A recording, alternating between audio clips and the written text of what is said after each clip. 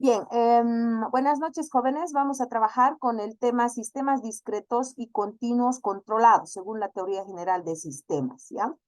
Bien, ¿de qué se trata este tema? En primer lugar, nosotros vamos a clasificar los sistemas en dos grandes grupos. Uno, que son los sistemas en tiempo continuo y otro, los sistemas en tiempo discreto. ¿Por qué?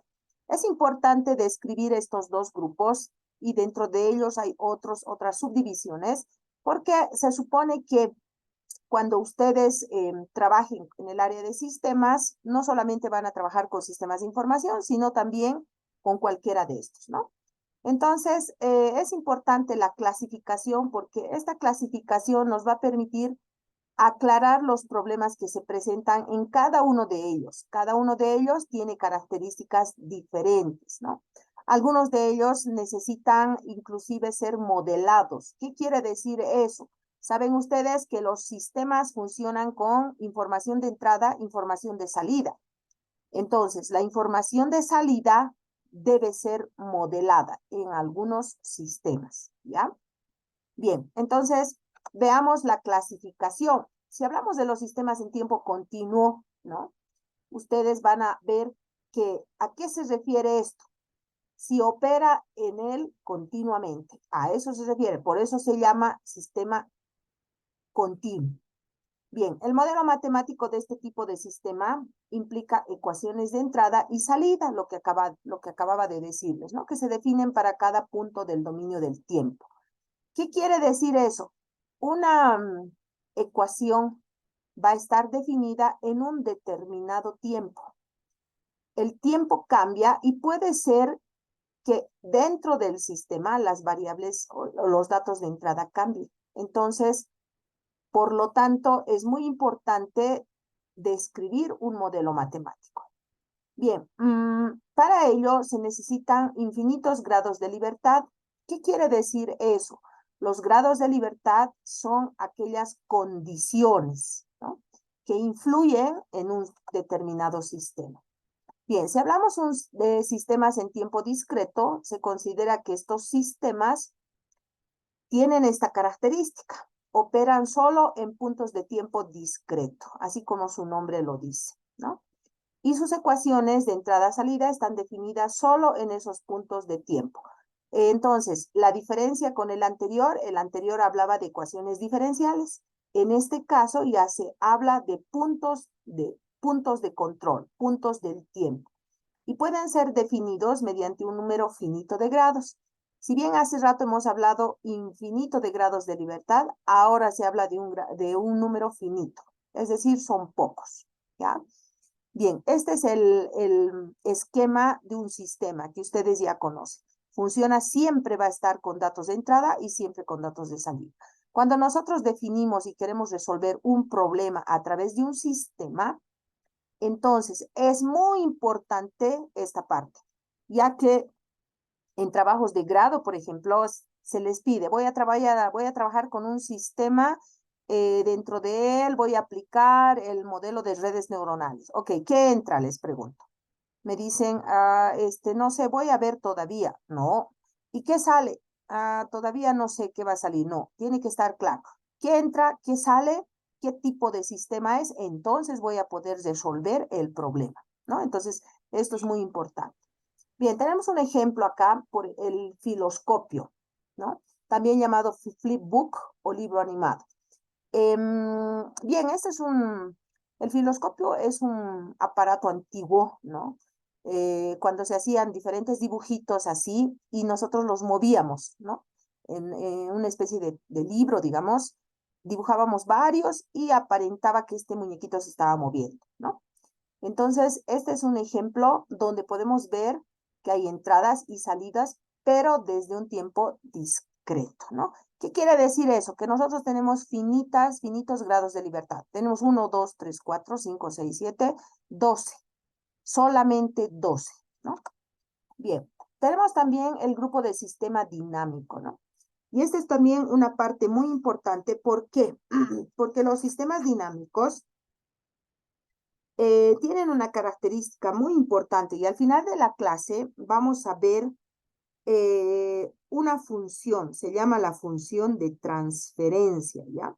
Que es una herramienta matemática que se utiliza en el análisis de sistemas específicamente dinámicos. Entonces, en este tipo de sistemas, lo que se hace es a través de la función de entrada, ¿no?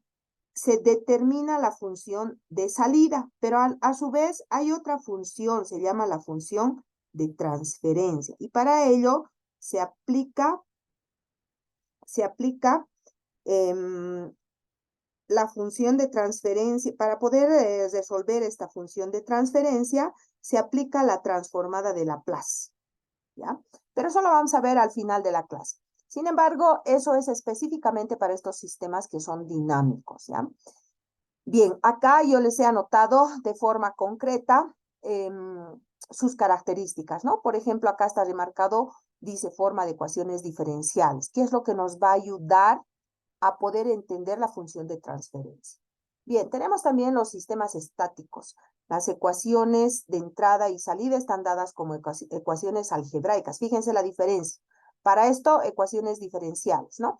Cuando ustedes ¿cómo se llama?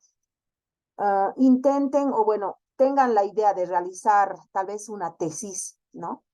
En las tesis lo que se aplica son modelos matemáticos, ¿no?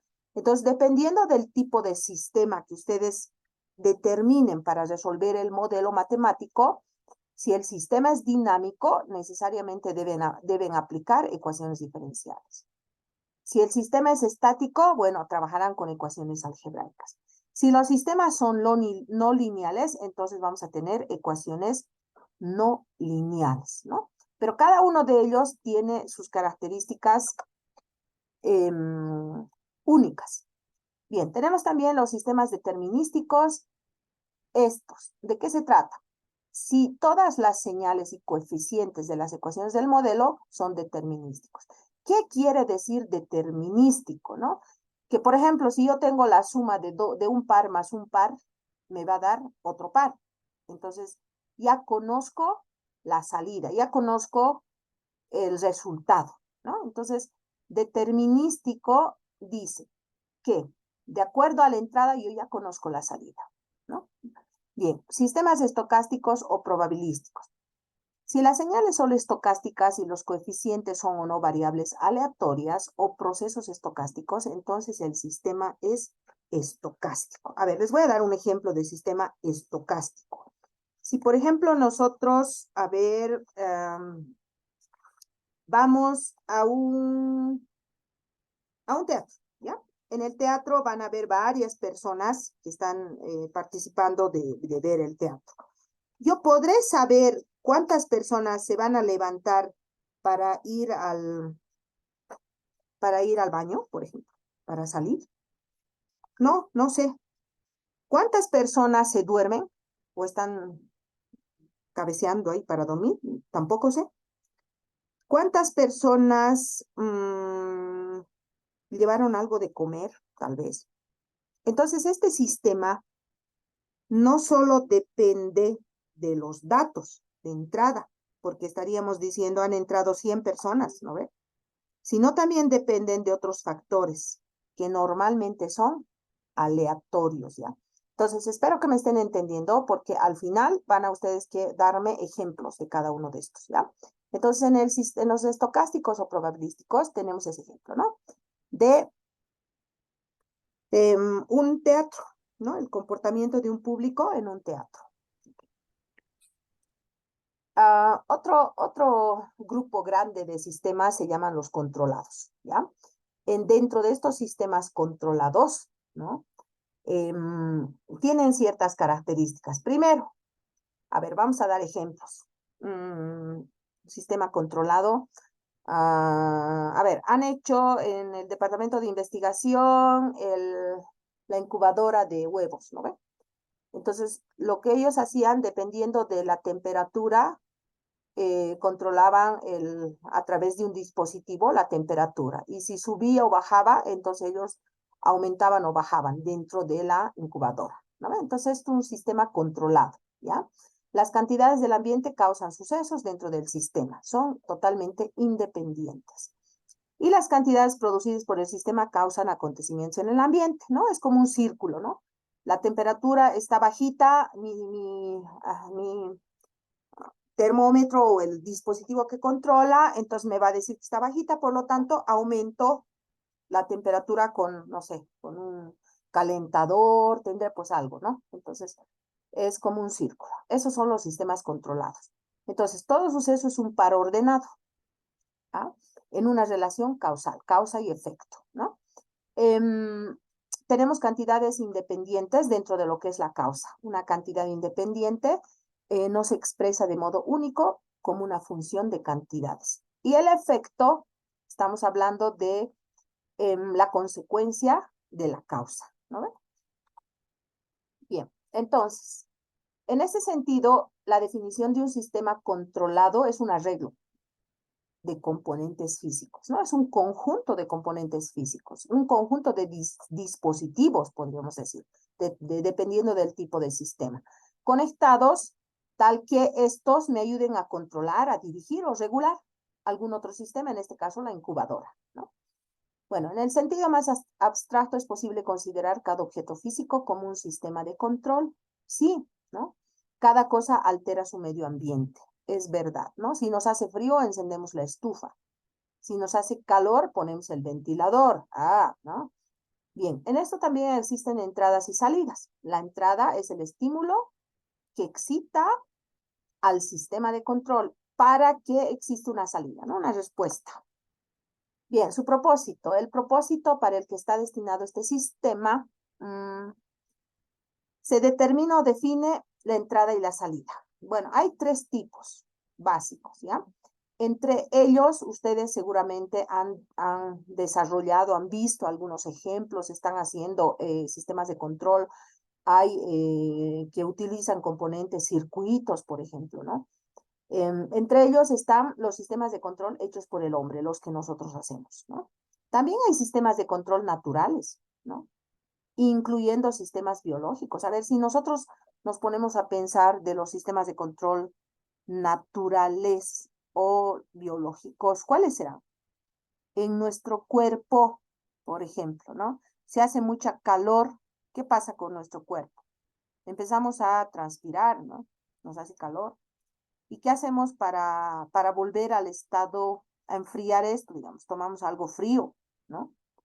O tomemos un ventilador. Entonces hay este tipo de sistemas de control naturales, incluyendo sistemas biológicos. Bien, sistemas de control cuyos componentes están unos hechos por el hombre y otros son naturales. También hay este tipo de controles, ¿no? Bien, ejemplos. Acá tenemos tres ejemplos. El conmutador eléctrico. El acto aparentemente de indicar un objeto con un dedo requiere un sistema de control biológico, ¿no? Si queremos indicar, señalar, ¿no? A un objeto, estaría primero los ojos, vamos a orientar los ojos hacia ese lado, el brazo, la mano, el dedo, etcétera, ¿no? Y para todo ello va a dar las órdenes el cerebro. Bien, tenemos también el sistema de control constituido por un hombre que maneja un automóvil. Bueno, ese es un sistema creo que muy común, ¿no? Donde podemos ver que tiene componentes como el conductor debe mantener el automóvil sobre la pista, debe ir mirando, ¿no? Y llevar a cabo la operación de dirigir el automóvil, ¿no? Entonces ahí trabajan varios varios órganos, digamos, partes del hombre, ¿no? La vista, sus manos, absolutamente todo. Y eso también es un sistema. Bien, clasificación de los sistemas de control. También se clasifican en dos grandes áreas. Una, los que son de lazo abierto y otras de lazo cerrado, ¿no? ¿A qué se refiere esto? En que uno de ellos, ¿no? En cada uno de ellos se determina la acción de control, que es la cantidad que activa el sistema para producir la salida. Entonces, estos sistemas de lazo abierto tienen dos rasgos sobresalientes. En primer lugar, la habilidad que estos tienen para ejecutar una acción con exactitud, ¿ya? Está determinada por su calibración. Entonces, los de lazo abierto dice que se caracterizan por eso, ¿no? A ver, algún sistema que nos dé algo con exactitud. Por ejemplo, el termómetro, ¿no? Nos da un resultado de la temperatura exacta, ¿no? La balanza puede ser también, ¿no? Están calibrados. Y hay varios sistemas que sí requieren de calibración. E inclusive hay una norma, ¿no? Que dice se debe calibrar y la norma exige que sí, este tipo de sistemas deben estar calibrados por una empresa, no recuerdo el nombre, pero hay empresas que calibran, ¿no? Este tipo de, no digamos el termómetro y la balanza, pero hay otro tipo de sistemas que son más grandes, ¿no? Este sistema no tiene el problema de la inestabilidad, ¿no? Esta es una característica de los sistemas que requiere control, ¿no? En este caso, no. Estos sistemas de lazo abierto, no. Bien. Todavía pueden poner, por favor, su nombre en el chat, su nombre completo para saber que se encuentran en la clase, ¿ya? Bien, los sistemas de lazo cerrado se llaman comúnmente sistemas de control por retroalimentación. Fíjense la diferencia entre lazo abierto, ¿no? Como les decía, sistemas exactos. En cambio, estos otros necesitan retroalimentación, ¿no? Esa es su característica. Por ejemplo, un operador humano puede o no ser un componente del sistema, ¿no? Los sistemas de información, por ejemplo, requieren retroalimentación cuando se están realizando pruebas, ¿no? Bien, entonces, sigamos. Ejemplo, un tostador automático es un sistema de control de lazo abierto. ¿Por qué? Porque nosotros le ponemos el tiempo que queremos que salgan las tostadas. Pueden ser 10 segundos, 5 segundos, y debe ser estipulado por nosotros, ¿no? Entonces, exacto. También un microondas, ¿no? Podría ser. Estructura y comportamiento. Su comportamiento. Hemos visto la definición de un sistema. Sabemos que estos sistemas están compuestos por subsistemas, eso lo sabemos.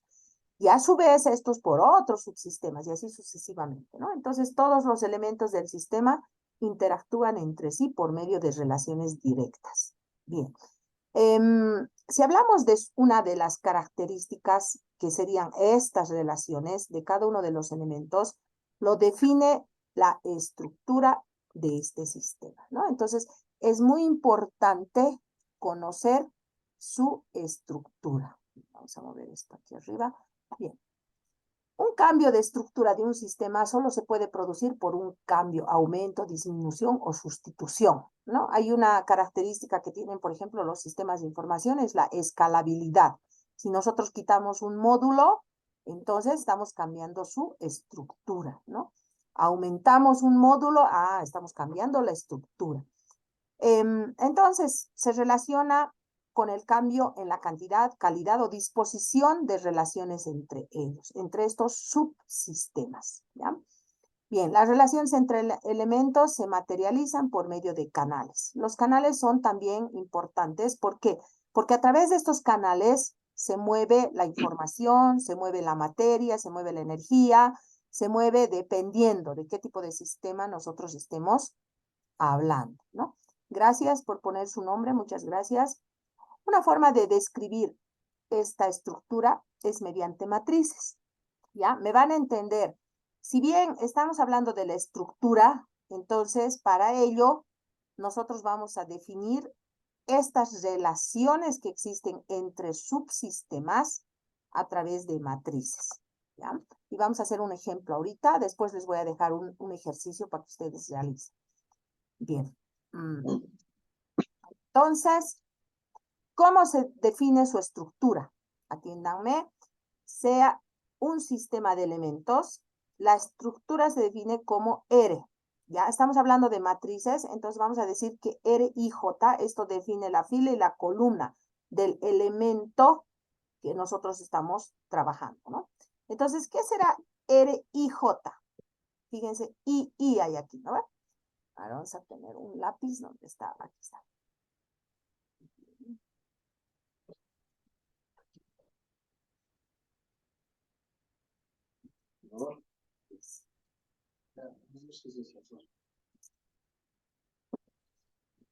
Bien, si ustedes se fijan acá, IJ es la acción del elemento I al elemento J, ¿ya?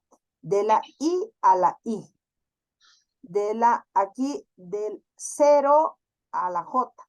De la I al 0. ¿Qué quiere decir eso? O sea, ¿por qué II? ¿Por qué IJ? ¿Por qué? ¿Qué cosa es eso? Es una matriz. Estamos viendo las relaciones dentro de un sistema, dice, ¿no? Entonces, lo que se hace, dice, se puede representar con una matriz. Y vamos a ver ahora cómo sucede eso. Eso sucede de la siguiente manera. Se van a fijar aquí. Bien, acá está. Entonces, hemos dicho al principio que sí o sí debemos, para resolver un determinado problema, debemos determinar qué tipo de sistema estamos manejando. ¿No ven? Ya. Dependiendo del tipo de sistema, nosotros vamos a ver si el modelo matemático que vamos a manejar es ecuaciones diferenciales, es un sistema algebraico, es determinístico. ¿Qué tipo de sistema es? ¿Qué quiere decir eso? ¿Qué voy a tener en las entradas y qué voy a tener en las salidas? ¿No ve? Eso tengo que determinar. Bien, entonces dice que un sistema, la estructura de un sistema se puede representar de la siguiente manera. Ahí está, ¿no? Vamos a decir que este es un sistema que tiene 3 subsistemas. Y si se fijan acá, dice, desde la entidad externa, desde afuera, ¿no? El estímulo, es decir, los datos de entrada, fíjense, están entrando aquí, ¿no? Y de este se va aquí. Ah, y también de la entrada, fíjense, entra directo aquí. Ah, ese mismo dato va a entrar también aquí. Y de aquí va a salir aquí y están bien las flechitas y este se va a retroalimentar. Así está diseñada esta estructura. Entonces, si bien nosotros tenemos este tipo de estructura, entonces, ¿cómo se define? Se define a través de una matriz, dice, ¿no? Acá está. ¿Qué significa eso? Siempre vamos a trabajar nosotros con...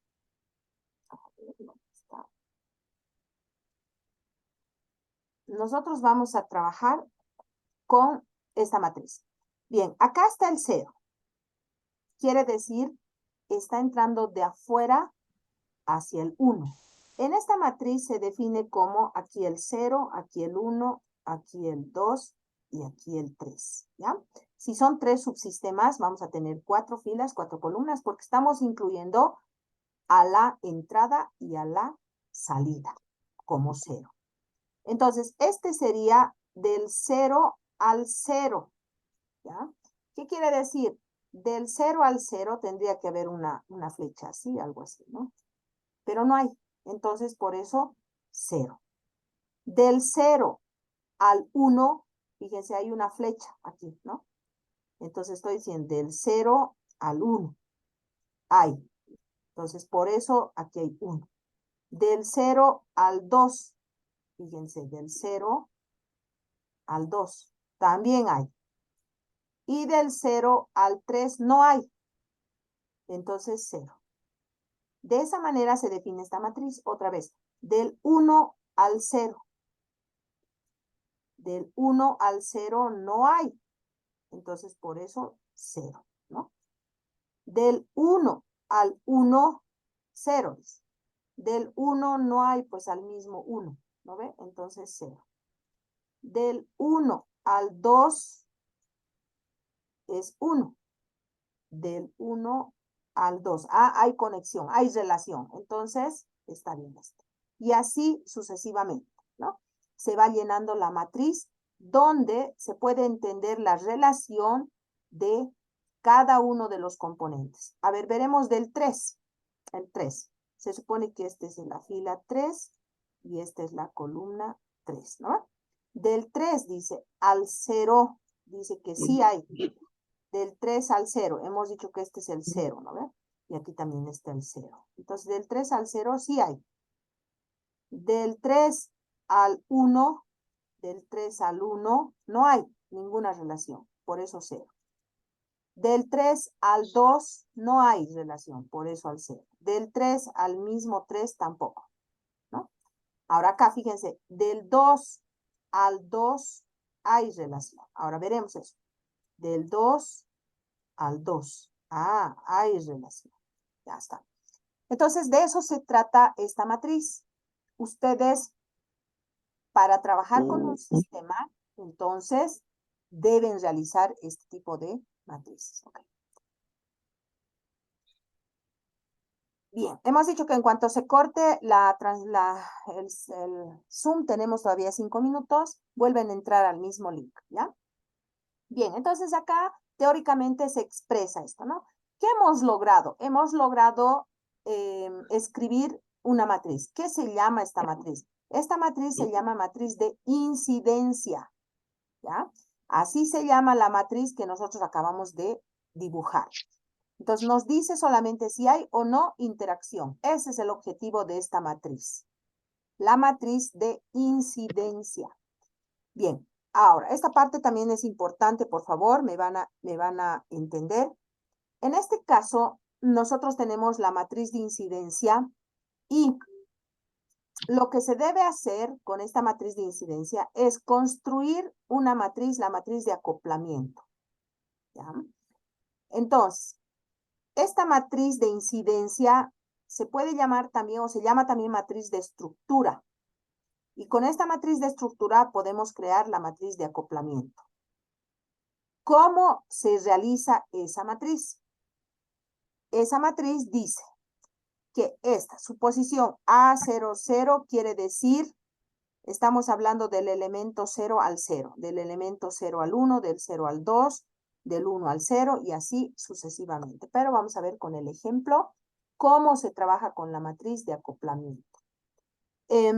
Esta matriz dice que se representa con una M, ¿ya? El mayor entre la cantidad máxima de entradas y salidas posibles en cada uno de todos los elementos. Pero bueno, veremos cómo funciona. Ya, con este ejemplo.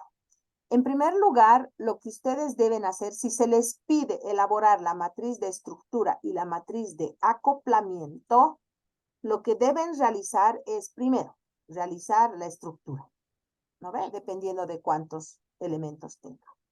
Luego, deben realizar las relaciones. De dónde a dónde va, por dónde sale, etc. Del ejemplo. Una vez que realizan eso, a cada una de las entradas deben ponerle un número, ¿ya? Por ejemplo, acá hay una entrada, 1. Pero si yo tuviera otra entrada más aquí, por ejemplo, ¿ya? Vendría de aquí y vendría aquí, digamos. Este sería 1 y este otro tendría otro número, sería 2, porque está entrando a otro lado, ¿verdad? Ya, entonces, siempre se trabaja como el punto de partida y el punto de llegada. Primero vamos a trabajar con lo que entra a los elementos. ¿Ya? A este, por ejemplo, está entrando una flecha, 2 flechas, 3. Entonces, le voy a poner 3 números, 1, 2, 3 para identificar.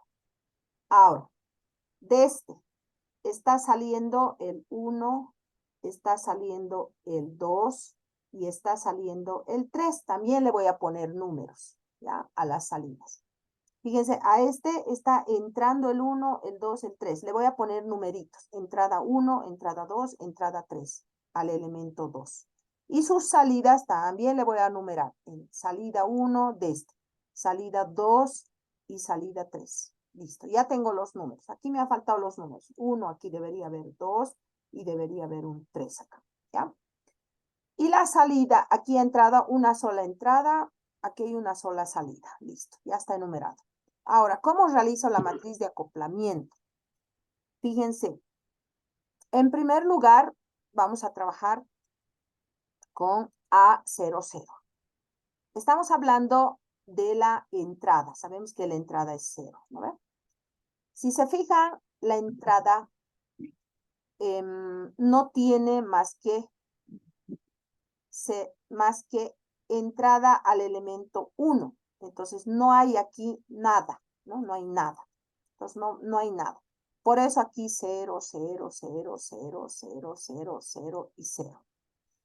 Todo lo que se relaciona con el 0, fíjense, está 0. Aquí hay un 1. Ah, A ver, veremos de qué se trata, por qué aquí hay un 1, ¿no? Fíjense, del 0 al 1, estos van a estar numerados como 1, como hola, ¿ya? Entonces, fíjense, acá tenemos 0, 1 y 2. A ver, vamos a ver cómo funciona esto. 3, 3. No, estoy mal. Esto es 1, esto es 2 y esto es 3. A ver, veremos alguna. Veremos a ver con algo que se note mejor. Veremos con esta. Ya, ahorita vamos a ver las demás. 2, 2 dice, ¿no? Entonces, estamos hablando del elemento 2. Aquí está, 2. Dice, si esta es la fila 3, esta es la columna 3. Entonces, vamos a ver acá, está saliendo del 3 y está entrando al 3. Entonces, del 3 al 3 hay una relación. Esa relación se representa aquí, fíjense. 3, 3, ¿no? Entonces, en cada uno de los elementos debemos trabajar así. Ahora veremos otra. A ver,